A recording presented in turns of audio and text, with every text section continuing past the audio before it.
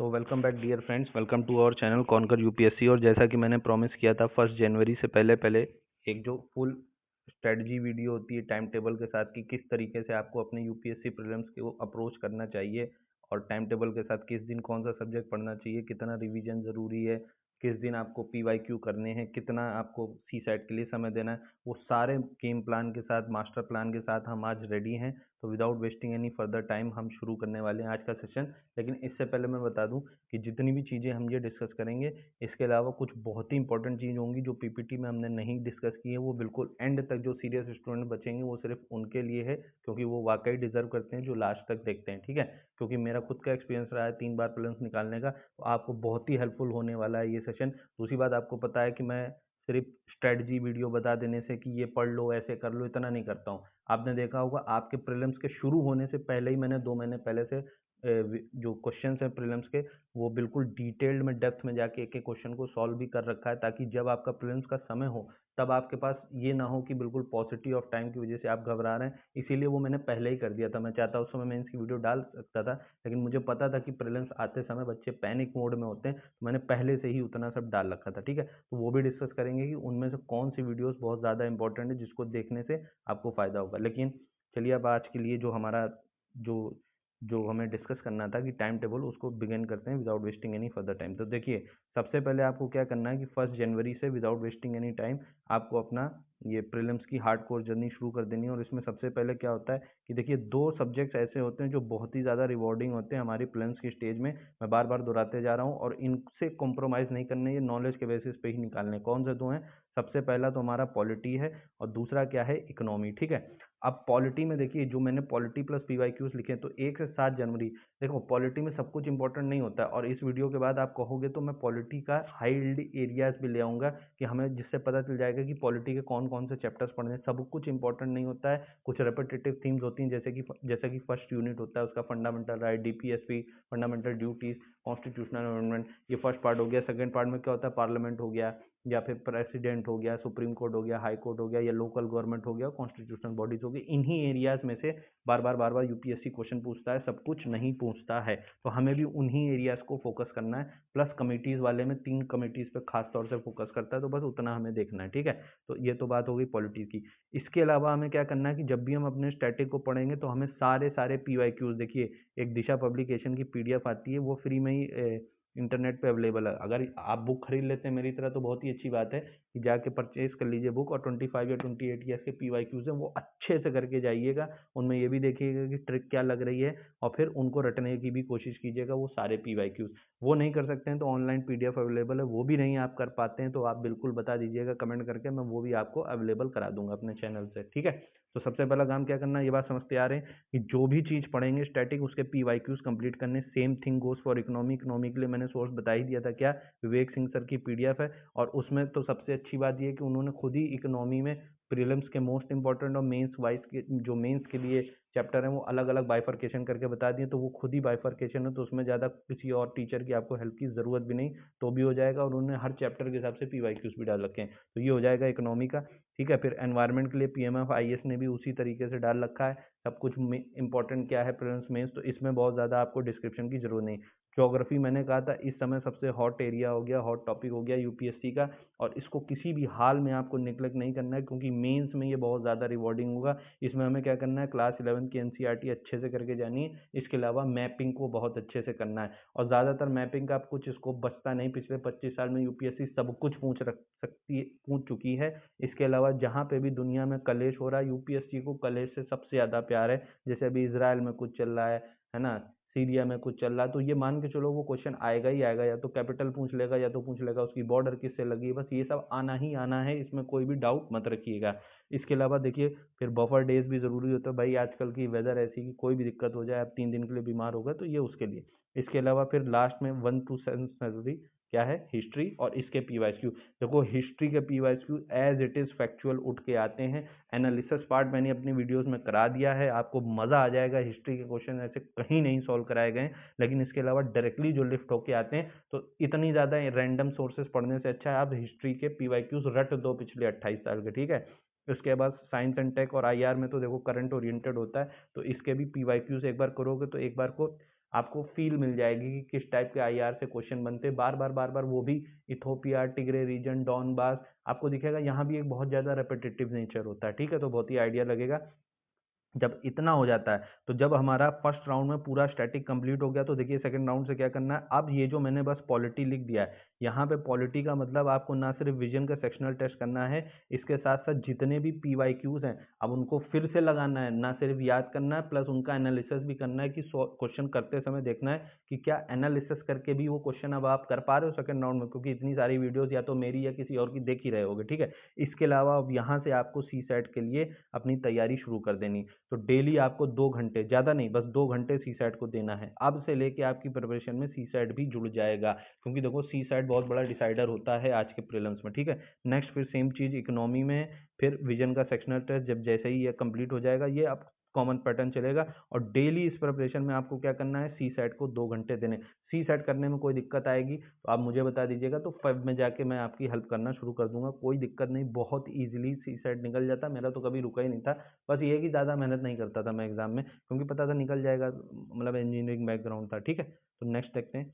इसके अलावा फिर एनवायरनमेंट में सेम चीज़ फॉलो करनी है, हमें क्या करना है, बस रिवीजन करना है, सी सेट करना है और उसका सेक्शनल टेस्ट देना है, ठीक है। इकोनॉमी हो गया, एनवायरनमेंट हो गया, सेम गोज फॉर ज्योग्राफी। और आप देख रहे हो यहाँ से लेके 15 फेब से लेके 31 मार्च तक बहुत बड़ा टाइम है, ये पूरे 45 डेज की विंडो आपको मिल गई है। 45 डेज बहुत होते हैं, और डेली के 2 घंटे आप दे रहे हो, मतलब 90 डेज आपको मिल रहे हैं सी सेट के, 90 आवर्स। इतना तो मोर देन इनफ है भाई सी सेट निकालने के लिए। सी सेट में मेरा अपना खुद का मानना है, अगर आपने पिछले 10 ईयर्स के सिर्फ यूपीएससी के पेपर अच्छे से सॉल्व करके चले गए हो, उससे ज़्यादा नहीं रिक्वायरमेंट होती है। 2024 का तो मैंने करा ही दिया है, जल्दी मैं 2023, 22, 21 का भी करा दूंगा, जैसा आपका फीडबैक आता है। देखिए आपके सपोर्ट पर ही सब कुछ होता है, अगर आप रिस्पॉन्ड करेंगे, बताएंगे क्या ज़रूरत है, तो काम किया जाएगा उस पर, ठीक है।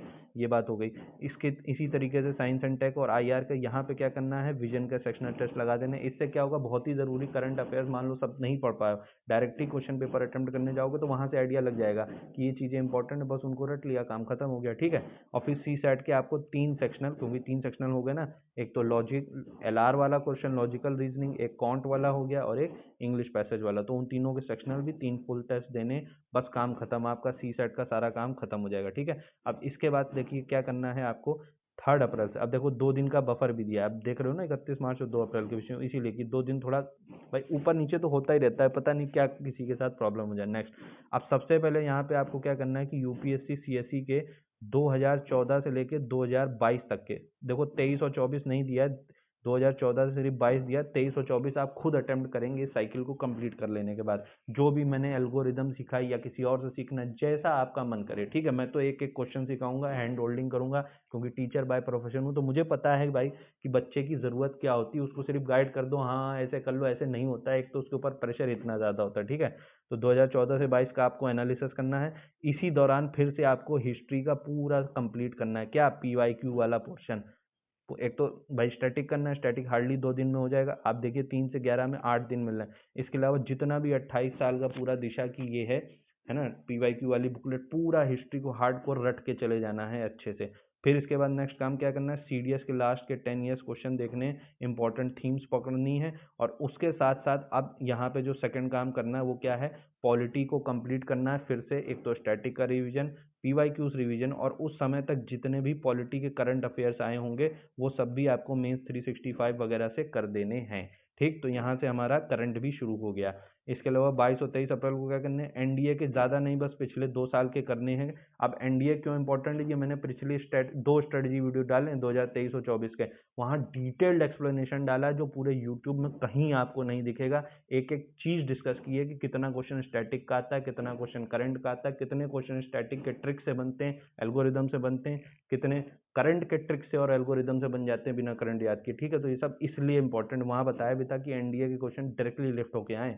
तो इसके साथ आपको 2 दिन में क्या करना है, इंटरनेशनल रिलेशंस के कंप्लीट करंट अफेयर। देखिए 2 दिन मोर देन इनफ होते हैं, लोग एक दिन में करते हैं, बट हम ज़्यादा बहुत ज़्यादा वो नहीं कर रहे हैं, क्योंकि मैं ये भी देख रहा हूँ कोई मेरी तरह वर्किंग एस्पिरेंट है तो उसके हिसाब से बनाया है, ठीक है। नेक्स्ट, अब इसके अलावा क्या करना है, 24 से 30 अप्रैल, अब फिर भी मान लो किसी का कुछ बच रहा है पेंडिंग, तो अब जितना भी पीवाईक्यू देखो, कभी कभी क्या होता है कि जब आप दिशा की बुक खरीदोगे तो आप देखोगे पीछे पीछे की तरफ, जैसे आपने सेक्शनल वाइज किया, एनवायरनमेंट किया, साइंस एंड टेक किया, ये किया, फिर भी पीछे की तरफ कुछ रैंडम एरियाज होते हैं, ठीक है, इंटरनेशनल लेवल्स के अलावा मिसलेनियस करके, तो वहां भी पीवाईक्यूज है, बहुत इंपॉर्टेंट है, directly question line by line उठ के आ जाता है, लाइन बाय लाइन करके। एक बार वो आया था ना 2023 में कीनिया से रिलेटेड, या वहां पे कुछ भुखमरी आ गई है बिदी बिदी करके, ये सब पिछले कभी 2009 में क्वेश्चन आ चुका था, तो वही है जिसने पीवाईक्यू किया होता है उसके लिए वो क्वेश्चन आसान हो जाता है, तो ये करना है। और देखिए अब 30 अप्रैल आ गई, तो इस समय तक इकोनॉमी के भी सारे करंट अफेयर्स आ गए होंगे, तो 30 अप्रैल आप मान के चलिए ये वो डेट आपकी होगी जिस समय आपको 30 अप्रैल को सारा इकोनॉमी का भी करंट अफेयर्स कंप्लीट कर देना है, क्योंकि 25 मई को तो पेपर ही है, ठीक है, एक महीने पहले तक तो सब आ ही जाता है जितना करंट अफेयर्स, भाई 25 अप्रैल के बाद तो कोई करंट अफेयर्स नहीं आएगा ना, तो जानबूझ के इकोनॉमी मैंने यहाँ रखा है, कुछ भी रैंडम नहीं है, ठीक है। अब इसके बाद हमें क्या करना है, एनवायरनमेंट कंप्लीट करना है, और इसका जितना भी करंट का पोर्शन है 3 दिन इसीलिए दिए हैं, एक दिन स्टैटिक के लिए, एक दिन करंट के लिए, फिर एक दिन इन सब के रिवीजन के लिए, ठीक है। और इसकी बुक में सारे पीवाईक्यूज तो होते ही हैं, इसमें बहुत ज़्यादा पीवाईक्यू का रोल नहीं होता है, इसमें आपको अंडरस्टैंडिंग डेवलप करनी होती है। फिर next science and tech, science and tech देखिए पूरा करंट अफेयर्स ओरिएंटेड होता है, तो ये एक दिन में आपको निपटा देना है, अगर आप बोलोगे तो आगे चल के मैं इनकी आपके लिए करंट अफेयर्स की पीडीएफ भी बना दूंगा, है ना, कि क्या क्या इंपॉर्टेंट फैक्चुअल स्टेटमेंट है जो सिर्फ प्रीलिम्स के पर्सपेक्टिव से, देखो कोचिंग वाले तो भाई बनाते हैं, हमें उनके हेल्पफुल रहना चाहिए, लेकिन वो सारा कुछ जो लिखा है हमारे लिए हेल्पफुल नहीं, आप बोलोगे तो फिर उसमें से काट छाट के जो सिर्फ प्री के लिए इंपॉर्टेंट है वो मैं बना दूंगा आपके लिए, ठीक है। नेक्स्ट, इसके अलावा हमें क्या करना है, आप फोमो में ना आए इसके लिए आपको बचे हुए फिर 10 फुल लेंथ टेस्ट विजन के लगाने हैं, जीएस के भी, सी सैट के भी, 2-2 घंटे के पेपर होते हैं, इसके बाद आपको इसकी एनालिसिस करनी है, एनालिसिस करने के बाद फिर सी सैट का भी देना है, इसकी एनालिसिस करनी है, और इनको याद करना है, इंपॉर्टेंट चीज़ें या तो कॉपी में लिख लेना है या पीडीएफ में ही हाईलाइट करना है, ताकि डेली रिवीजन कर सकें 10 दिन में, ठीक। अब ये आपका काम हो गया, इसके बाद आपको क्या करना है, 15 से 18 तक, देखो पेपर से पहले तो एक दिन में रिवीजन करना होगा, लेकिन अभी भी मैं 4 दिन दे रहा हूँ, तो इन 4 दिन में आपका कंप्लीट रिवीजन भी हो जाना चाहिए, और पीवाईक्यू को भी एक बार सरसरी नज़र से, क्योंकि कुछ चीज़ें तो याद ही होती हैं, कुछ चीज़ें आप गोला लगा लेते हैं किताब में, जो आप दिशा की खरीदेंगे या पीडीएफ लेंगे कि भाई ये चीज़ मुझे याद नहीं होती, तो उसको बार बार लास्ट में रट के जाना पड़ता है, बार बार नज़र दे के जाना पड़ता है, ठीक है। तो ये वो है स्टैटिक और पीवाईक्यू याद करना है। इसके बाद क्या करेंगे, 19 तारीख को हम 2023 का प्रीलिम्स लाइव करेंगे अपने चैनल पे, और आप खुद सॉल्व करेंगे, और आप देखेंगे कि जो मेरी एल्गोरिदम वाली सीरीज है, एक बार आपने उसको अच्छे से कर लिया तो आप खुद you yourself will be able to perform wonders in the 2023 prelims के क्वेश्चन पेपर में। आप देखोगे इतना अनकन्वेंशनल पेपर भी आप इतने इजीली सॉल्व कर पाओगे जब हम साथ में बैठेंगे, ठीक है। सेम गोस नेक्स्ट डे 2024 का प्रीलिम्स करेंगे, और ये भी आप देखोगे बहुत ही इजीली एल्गोरिदम जब आप लगाने लगोगे तो बच्चों की तरह क्वेश्चन सॉल्व होते हैं ईजिली, मतलब आप 110 प्लस स्कोर करने वाले हो इन दोनों पेपरों में, कोई दिक्कत नहीं आनी है, बस एल्गोरिदम समझना है और कुछ नहीं करना, ठीक है। अब इसके बाद जब ये हो गया तो क्या करना है, 21 से 23 तक देखिए हमें सिर्फ और सिर्फ एक काम करना है, पीवाईक्यू की एनालिसिस करनी है, और हिस्ट्री के पीवाईक्यूज, क्यों, हिस्ट्री के पीवाईक्यूज फैक्चुअल होते हैं, वो डायरेक्ट लिफ्ट होके आते हैं, तो बस ये चीज़ मदद करती है, ठीक, ये काम हमें करना है। इसके अलावा सब लोग बोलते हैं पीवाईक्यू पीवाईक्यू, अब जरा पीवाईक्यू में भी एक बहुत इंपॉर्टेंट चीज़ जो कोई नहीं बोलता है, जब भी आप पीवाईक्यू करेंगे पिछले 10 साल के जब यूपीएससी के, तो आपको याद रखना है, अगर 10 साल के नहीं कर सकते हो तो 2019 से लेके क्या करना है आपको, ध्यान से सुनिएगा, 2019 से लेके 2024 तक बिल्कुल भी लाइटली मत लीजिएगा, इसको मजाक में मत लीजिएगा, इसका जो लॉजिक है एसेंस है बाद में बताऊंगा। इनके जो ओरिजिनल यूपीएससी के क्वेश्चन पेपर, पीडीएफ नहीं, कहीं कोई कॉपी वो कुछ नहीं, ओरिजिनल क्वेश्चन पेपर की कॉपी निकलवा लीजिएगा अगर आपके पास नहीं है, और उन कॉपी को ही बार बार देख के यूज टू हो के उसी क्वेश्चन से मतलब ध्यान देने की कोशिश कीजिएगा। एनालिसिस आपको क्वेश्चन पेपर से ही करना है, लैपटॉप से या पीडीएफ से नहीं करना है। आपको इतनी ज़्यादा फेमिलियरिटी एक बार यूपीएससी के क्वेश्चन पेपर से हो जाएगी ना, तो आपको खुद चीज़ें समझ में आने लगेंगी कि हाँ भाई ये स्टेटमेंट यूपीएससी ऐसा बनाता है तो ऐसा होता है, ऐसा होता है, और भी उसके पीछे का जो एसेंस जो है वो हम आगे वीडियोस में डिस्कस करेंगे, लेकिन ये आपको किससे करना है, लाइव क्वेश्चन पेपर से करना है, ठीक है, जो जो इस बात को फॉलो कर रहे हैं। इसके अलावा देखिए मैंने 2 बहुत इंपॉर्टेंट वीडियोस डाल दी थी, बच्चे पता नहीं क्या स्ट्रेटजी के पीछे भागते रहते हैं। सबसे ज़्यादा अच्छी स्ट्रेटजी मैंने यहाँ पर डाली थी, ये वीडियो आप मेरे चैनल पर जाके देख सकते हैं, क्या है, in depth analysis to score 100 plus without current affairs, ये लिखा है, और ये उसका स्निपेट है 5 मिनट 12 सेकंड का। इसमें मैंने 2 डिटेल्ड एनालिसिस दिए हैं, ठीक है, 5वें मिनट पे। तो मैंने यहाँ पे पूरा बताया कि प्राइवेट मॉक टेस्ट लगाते हैं तो उससे क्या फ़ायदा होता है, कितने क्वेश्चन करंट अफेयर्स बेस्ड आते हैं, ठीक है, और कितने अफेयर उसके बाद भी कितने सॉल्व किए जा सकते हैं, और 3 तो नहीं हो पाए थे। ये 2023 की एनालिसिस है। सेम चीज़ फिर हमने ये भी डिस्कस किया था कि स्टैटिक की नॉलेज का क्या है, कितना क्वेश्चन स्टैटिक का आया था, कितना पीवाईक्यू एनालिसिस से सॉल्व किया जा सकता था, एंड सो ऑन। और फिर सब कुछ अगर हम तिकड़म लगा दें, स्टैटिक लगा दें, करंट लगा दें, करंट ना करें, तो कितने नंबर सॉल्व हो सकते थे, ये पूरी चीज़ें हमने लास्ट में 32 मिनट पे आते आते सॉल्व कर दी थी। तो वही है, ये चीज़ इतनी डेप्थ में, एक तो क्वेश्चन की कैटेगरी लेके, प्राइवेट प्राइवेट कह रहा हूँ, करंट अफेयर्स बेस्ड क्वेश्चन लेके, हर एक चीज़ डाल के उस वीडियो में मैंने समझाया। अगर आप ये नहीं दिख रहे हैं, मतलब खुद के बारे में ब्रैग करना तो अच्छा नहीं होता, but this video is gold mine. ये आपके लिए लिटरली, प्यारे बच्चों, ये गोल्ड माइन है। अगर आप ये गो थ्रू करके नहीं जा रहे हैं तो बहुत कुछ मिस कर रहे हैं, ये बात ध्यान रखिएगा अपनी यूपीएससी प्रीलिम्स के। आप कुछ नहीं कर रहे हैं, अपनी जर्नी को और ज़्यादा कॉम्प्लिकेट कर रहे हैं, डिफिकल्ट बना रहे हैं। तो ये हर सीरियस एस्पिरेंट को ये देख के जाना है 2023 के लिए भी। अब आपको ये ना लगे ये सिर्फ 1 साल का है, इसीलिए ये मैंने 2 सालों के लिए एनालिसिस की थी, ये तो 2023 का हो गया।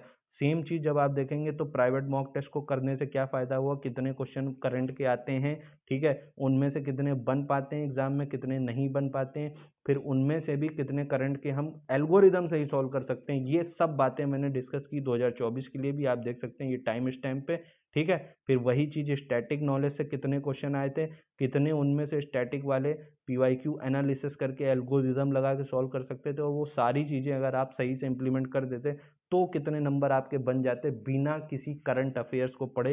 ये सब चीज़ें, एक एक क्वेश्चन की डिटेल्ड एनालिसिस मैंने अपने चैनल पे दे रखी है। ये 2024 वाला इन डेप्थ स्ट्रेटजी का, वो 2023। ये 2 वीडियो हर किसी सीरियस एस्पिरेंट को देखना जरूरी है, अगर आप अपना एक कीमती अटेम्प्ट बचाना चाहते हो और कीमती मेहनत बचाना चाहते हो। देखो, मेहनत तो सब करते हैं, मेहनत तो गधा भी करता है। बात वही है कि यूपीएससी में कितनी स्मार्ट। अब आप मेरी तरह पहले 3 प्रीलिम्स खराब करना चाहते हो, जिसको कोई गाइडेंस नहीं थी, जो आपकी तरह 35-35 विजन के टेस्ट लगा के जाता था, या फिर आप मेरे लास्ट के 3 अटेम्प्ट्स की तरह करना चाहते हो, जब मैंने एक भी प्राइवेट मॉक टेस्ट नहीं दिया, क्योंकि समय नहीं, 4 ही घंटे मिलते हैं मुझे पढ़ने के, ठीक है, मेरी जॉब भी है साथ में।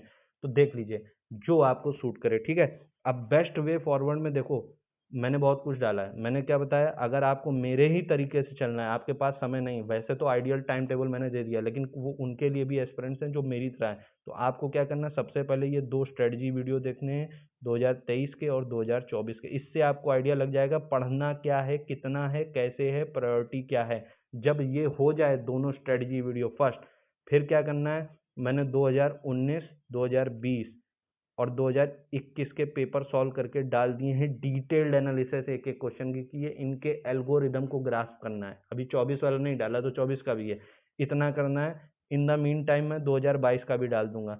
इतनी चीजें आपको अपने अंदर इनग्रेन कर लेनी है। अब मैं 23 और 24 भी करा सकता हूँ भाई, वीडियो देखोगे, व्यूज मिलेंगे, उससे मतलब नहीं है। जब ये चारों चीजों को आप बार बार रिपीट मोड में देख के एल्गोरिदम समझ जाओगे, तो उसके बाद मैं चाहता हूँ 2023 और 24 का हम पेपर लाइव सॉल्व करें, लाइव। और जब आप लाइव सॉल्व करोगे एग्जाम लाइक कंडीशन में, 2 ही घंटे में मेरे साथ लाइव बैठ के, तो आपको खुद दिखेगा, आप स्टेटमेंट देख के पढ़ के बताने लग जाओगे कि ये स्टेटमेंट सही है, ये स्टेटमेंट गलत है। और यही चाहिए होता है यूपीएससी प्रीलिम्स में, ठीक है। बहुत ज़्यादा मेहनत नहीं करनी होती है, लेकिन जो अब यहाँ तक रुकेगा इस जर्नी में, मैं बता रहा हूँ कि मैं टॉप 50 सिलेक्ट करूंगा बच्चे, जो भी इस चैनल पर रुकेंगे। कहाँ तक? अप्रैल तक। और 1 अप्रैल के बाद मैं पर्सनली उनको गाइड करूंगा, उन टॉप 50 बच्चों के 50 के 50 को प्रीलिम्स क्वालिफाई कराने वाला हूं मैं, ठीक है। अब ये डिपेंड करता है कि आपको कौन वहां पे सीरियस बच्चा रुकता है इस चैनल पे, तो हो सकता है मार्च से ही शुरू करा दे, वो डिपेंड करता है, देखिए सब कुछ, ठीक है, आपके पॉजिटिव रिस्पॉन्स पे। लेकिन सब कुछ सही रहा तो जो भी टॉप सीरियस स्टूडेंट्स होंगे, क्योंकि स्कूल में भी यही होता है, टॉपर क्लास बनती है, तो जो सबसे सीरियस स्टूडेंट्स होंगे मैं उनको खुद गाइड करूंगा, और उन 50 बच्चों का प्रीलिम्स इस बार निकलवाऊंगा, क्योंकि मेरा भी फिर से प्रीलिम्स है, वो जो फॉरेस्ट ऑफिसर वाला फॉर्म होता है वो भी मुझे डालना है, तो मुझे तो फॉरेस्ट का ही कट ऑफ निकालना है। तो ये ऐसा नहीं कि सिर्फ आप ही दे रहे हैं, मैं भी इस बार फिर से प्रीलिम्स देने वाला हूँ, तो साथ में पेपर निकालना है आपको भी, मुझे भी। और मुझे बहुत ज़्यादा खुशी होगी कि अगर कोई सीरियस एस्पिरेंट जिसका मेंस रेडी है और बस प्री नहीं निकल पा रहा, उसकी वजह से उसका सिलेक्शन ना रुके, क्योंकि हो सकता है बहुत सारे जेन्युइन हो जिनके पास भाई काफ़ी समय हो, तो वो मेंस निकाल सकते हैं, मेरे पास तो चलो समय की पॉसिटी रहती, ठीक है। तो बस आज के लिए इतना ही, अब इस वीडियो को वाइंड अप करते हैं। आई होप आपको इस वीडियो से कुछ मदद मिली होगी। और देखो यार, इतने लोग वीडियो देखते हो फिर उसको लाइक कमेंट नहीं करते हो, या फिर पर्सनल कमेंट करते हो टेलीग्राम पे, अच्छा नहीं लगता यार। अब इतनी मेहनत करते हैं तुम्हारे लिए, तो अप्रिसिएशन के तौर पे एक लाइक, एक कमेंट कर, इतना तो कर ही सकते हो ना भाई। ठीक है, लास्ट तक आ रहे हो, ठीक है। तो ये बातें कहने की नहीं होती, बार बार कहना ना पड़े, ठीक है। स्कूल जाते हो तो विश करते हो कि नहीं टीचर को, यार इतना तो कर्टसी होता है तुम्हारे अंदर, ठीक है। तो बस इसको यहीं पे ख़त्म करते हैं। Thank you very much for watching. Okay, thank you, bye.